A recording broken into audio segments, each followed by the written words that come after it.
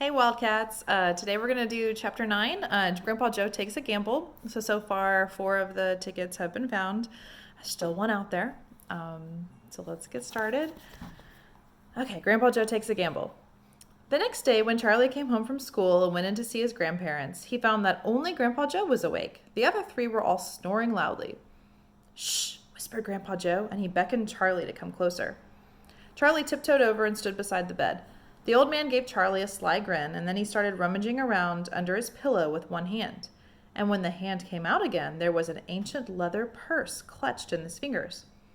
Under cover of the bedclothes, the old man opened the purse and tipped it upside down. Out fell a single silver 10-cent piece. "It's my secret hoard," he whispered. "The others don't know I've got it. And now you and I are going to have one more fling at finding that last ticket. How about it, eh? But you'll have to help me." "Are you sure you want to spend your money on that, Grandpa?" Charlie whispered.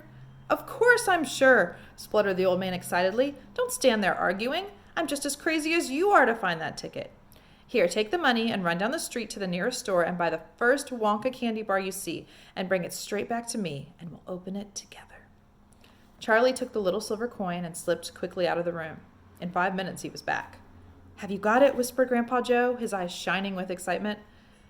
Charlie nodded and held out the bar of candy. "Wonka's Nutty Crunch Surprise," it said on the wrapper. "Good," the old man whispered, sitting up in the bed and rubbing his hands. "Now come over here and sit close to me and we'll open it together. Are you ready?"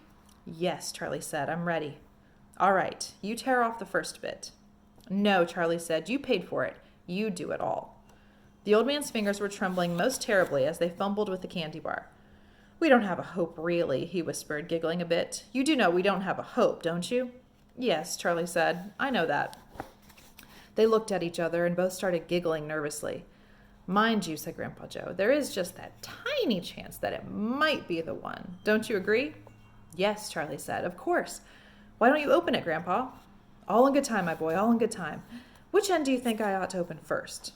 "That corner, the one furthest from you. Just tear off a tiny bit, but not quite enough for us to see anything." "Like that?" said the old man. "Yes, now just a little bit more."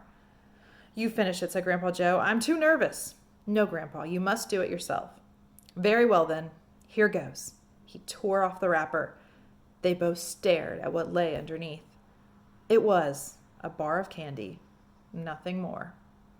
All at once, they both saw the funny side of the whole thing, and they burst into peals of laughter. "What the heck's going on?" cried Grandma Josephine, waking up suddenly. "Nothing," said Grandpa Joe. "You go on back to sleep." All right, so they had another chance at finding the ticket, and it did not happen. Chapter 10 we'll read tomorrow. It's called "The Family Begins to Starve." All right, have a good rest of your day, guys.